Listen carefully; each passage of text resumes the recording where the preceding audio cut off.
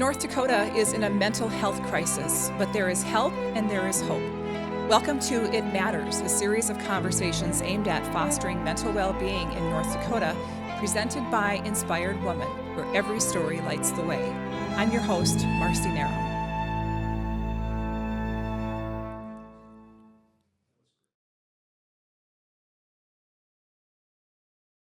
Suicide leaves a deep scar on the lives of those left behind. My guest today knows well the deep grief of suicide and started a support group to help survivors find healing in the wake of their loss.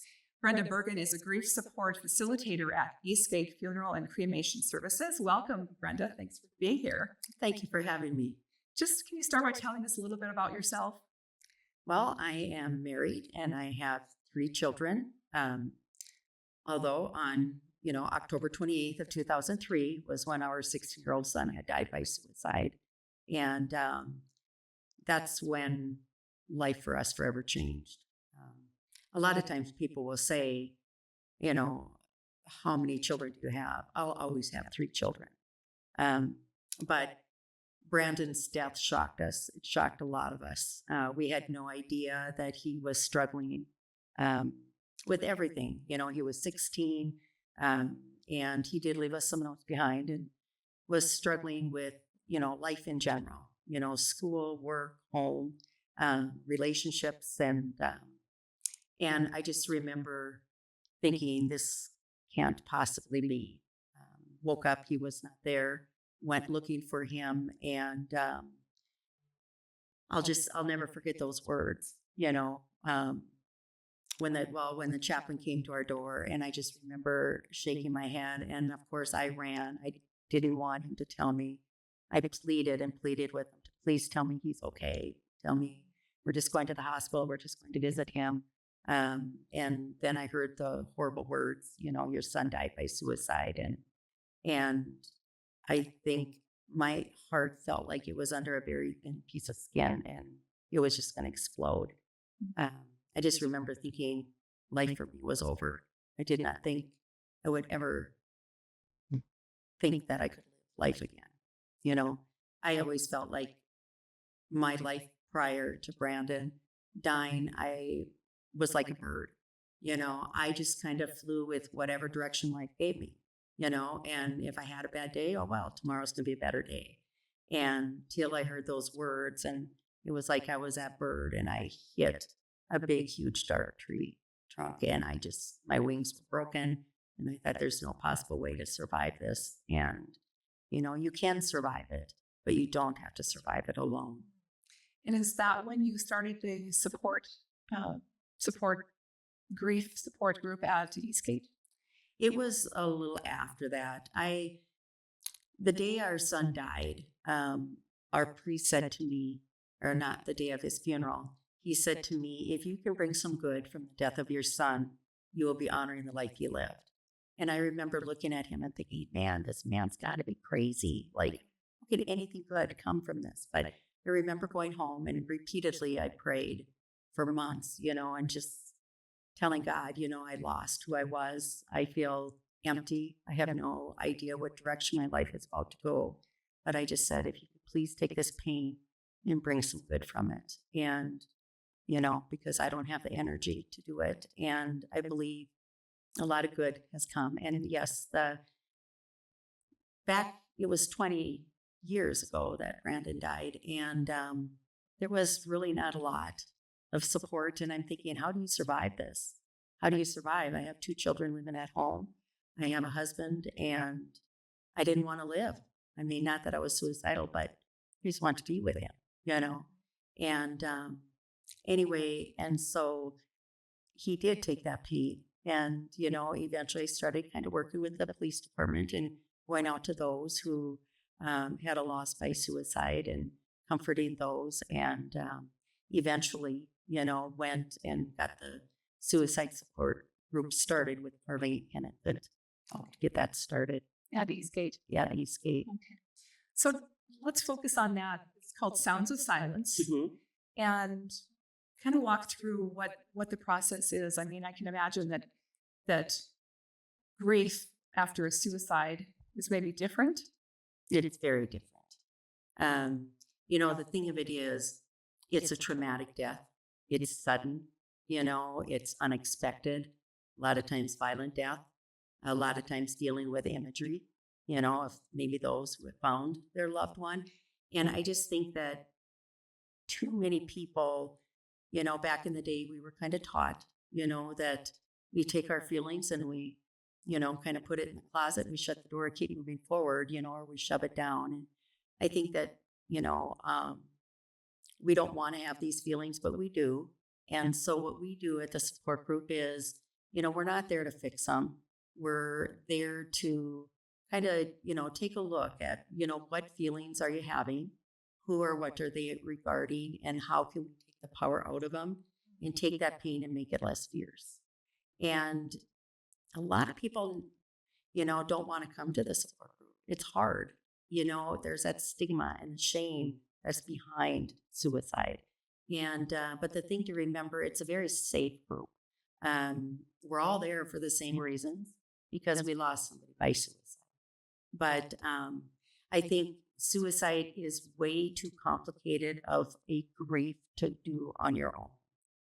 Death is hard, but when you have a loved one who takes their life by their own hands, that's a whole nother road to go down, and, a lot of times people feel, the old church views, of suicide and, the unforgivable sin.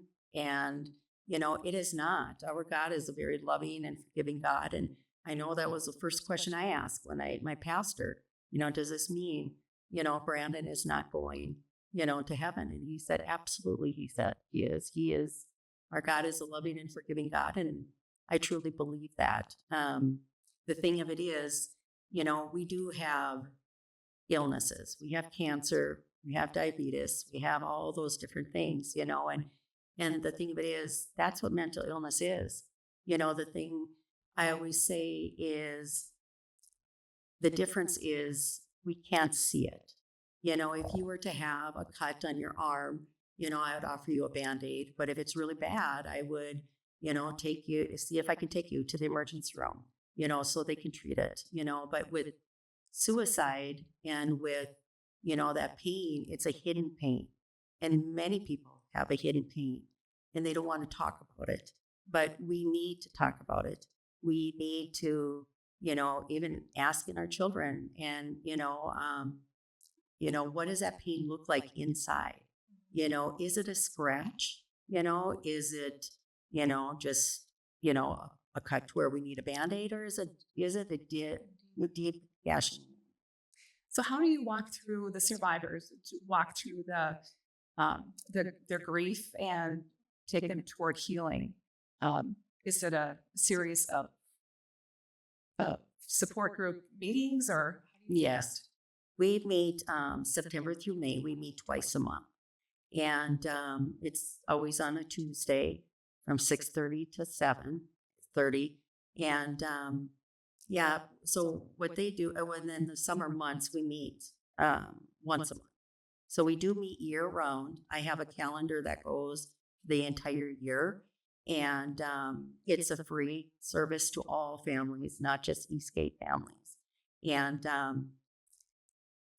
they can come and they can talk if they want to talk. If they don't want to talk, they don't have to talk. Yeah, it's not one of these things where we pass a butterfly around and we say, tell us your story. If they want to share their story, they can. But if they don't want to, they don't have to. And so I want to say it's almost like a connection that you have.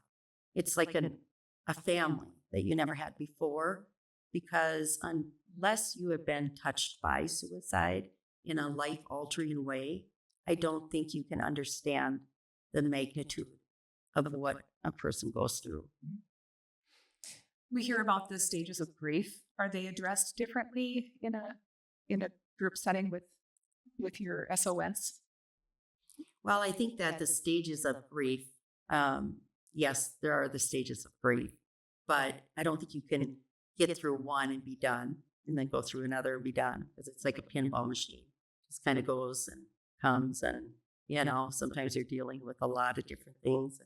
But I would say what we do is we try to find meaning in, life again. How do you find meaning in life again when you feel like you failed? Guilt is a huge piece that many people who have had a loved one die by suicide suffer from because, the should have, the would have, what ifs, thinking we could have saved them. Yeah. What other feelings come up when you're dealing with the grief after suicide? I think there's a lot of feelings, a lot of, your sleep is affected, your eating is affected, you're feeling overwhelmed, your functioning is off. Sometimes you feel like you're just wandering, you're not really accomplishing anything. We question ourselves, where did we put this? Where did we put that? But the core feelings of guilt and regret is huge because, like I said, it is, we should have been able to save them. Why didn't they come to us? We didn't see this. I didn't see it in my own home. And I worked with this all the time. How could I not have seen my 6-year-old son and being in this deep pain and I didn't even know it? There is, of course, anger, frustration. Why did they not come to me? Why didn't, in my instance, when I called and he was missing, the one gal said to me, "Did you not know he was talking of suicide last night?" And I'm thinking, why in the world would you not have told me that? So you have to, responsible people, they need to know that if it's a friend or if it's whatever, you need to go to that person. Don't worry about losing that friendship. It's better to have lost a friendship than to lose a life. And, but anger is huge, and that's something we have to deal with because if we don't, eventually that anger is just like poison in your body. And so we need to, and what we do in the group is, finding ways to externalize, the internal feelings. And then there's fear. Fear is huge. Fear of another member dying by suicide. I know fear was huge with me. Our relationship was one of the pieces that, our son had written a note saying she was my oxygen. And with her, I felt I was running out of air. So we just need to know that fear. Oh, I know fear. When my other kids were involved in a relationship, I was like, oh my gosh, what happens if they have a breakup? What happens? Are they going to do what our son did? So fear actually has two meanings. If you spell the word fear out, FEAR, you can either forget everything and run, which that's what a lot of people do because it's easier, or you can face everything and rise. And that's what we want in the support group. We don't want people to feel shame that their loved one died. You know what? Were our loved ones perfect? Probably not, but they were our loved ones and we love them. And we still grieve just as anybody else who's had a death, whether it is a car accident, whether it's cancer, those type of things. We still grieve our loved one, but a lot of people don't know how to approach us because it is such a sensitive topic and people don't want to, how do you bring it up?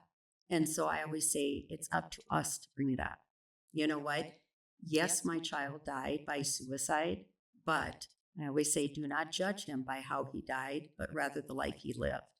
And I had my son for 16 years and I refused to not honor the life he lived. I don't want people to just remember him by how he died. He was an awesome kid. I mean, he was funny. He was a prankster. He was the one who added the volume in our home for sure with the rumble of his music on our feet or, jokes and different things like that. And that's how a lot of our loved ones are. They're not those people who, are just laying home with the curtains, drawn. They are outgoing. They have impacted the lives of so many people. And just as Brandon did, but I think that's what kept him going, but for me, I feel like, how could you help all these people, but you couldn't even help yourself, you know? But it's just all a part of, um, yeah, it's the way they avoid and they mask things. But in life, a lot of us do that. We mask our feelings, and that's what we don't want. We need to know that it's okay to talk about our feelings. But again, a lot of us were taught not to. Aside from the SOS support group, what other support groups do you facilitate? I facilitate the Lotus support group. That was already started when I had gone into Eastgates, and she had retired. But that's Lotus. It's looking onward to understanding and serenity, and that's for all types of loss. And then we have Healing Hearts, and that's for parents who've had a loss of a child from miscarriage to adulthood. And we have our Sea Glass support group, and that is for youth and teens. And then of course our SOS suicide support group, and very well attended. I can say that we have noticed a difference since COVID, and I think people are still trying to kind of get out. I mean, they're still trying to grieve a lot on their own, I think, and hopefully a lot of those people that were coming come back, because I think it really helps. I always say a support group is not something you come to just when you're doing bad. It is a group, where you can come whether you're feeling good or bad. We have people who have been coming for years and years. And because it's a way you can do a self-check on yourself, where am I? It's a couple hours out of the month to where you can have a date with your loved one. No phone, no whatever. And if you want to cry, if you want to laugh, if you want to be angry, you can do all those things. One thing I can say with suicide that is very disturbing to a lot of people is the committed. And, we see committed as, a crime. Our loved ones The didn't. language, The the language of language, definitely. And a lot of people don't realize that, completed suicide, died by suicide sounds so much better than completed or committed. They didn't commit murder, commit adultery, commit a crime. It was their illness that they were dealing with. But I think language is a big thing, and I can say, and I mean, how many times do we hear people saying, I need that like I need a hole in my head? Very hurtful to somebody who's had somebody die with gunshot. What are you doing? I'm just hanging around. That's again, hurtful for some people who've had a hanging. Halloween, the things hanging around. All those type of things where when you haven't been touched by it, you don't see that. But once you've been touched by it, the world speaks so differently. Brenda, is there anything else that you were hoping to talk about that we haven't asked? I just want people to know that, our support group is very safe. And, you do not need to walk through your grief alone. And I also do one-on-one grief care visits, and there's no fee for it. It's regardless whether you went through Eastgates or not. Sometimes you just need to talk to somebody who knows somewhat of what you've been through. And it is just for the community as a whole, not necessarily going through Eastgate. Right. Yes. So any of those support groups. Yeah. All right. So something I would like to say is grief is not just death. Grief can be many different things. Grief can be a divorce. It can be, loss of your health, loss of a job, having to move, those type of things. But when it comes to suicide, this is something I really want anybody who has been impacted by suicide or questions about suicide. There's a saying, it says, there is no suffering greater than that which drives people to suicide. Suicide defines the moment in which mental pain exceeds the human capacity to bear it. It represents the abandonment of hope. And if there is anything I would like to say is, I would love to give you hope. There is life after this traumatic loss. I'm proof of it. If somebody would have said I would be sitting here today, I would have said it's not possible. Or doing the work in the ministry I do, I'd say it wasn't possible, because I remember the time that a lady walked into our house because I needed to see somebody who actually went through this. And I remember her walking, and I looked up and I thought, oh my gosh, she's dressed and her hair is done and her, so you can live life. Life is to be lived. Our loved ones would want us to live life, and we can do that. They're not here to do it, but we can live their life through us. Beautiful. Brenda Bergan, thank you so much for being here and sharing your message. For more information, you can text or call Brenda Bergan at 701-426-1021 or send an email at brenda.bergan@eastgatefuneral.com. That's all for this segment of It Matters. I'm Marci Narum. Join us again next time.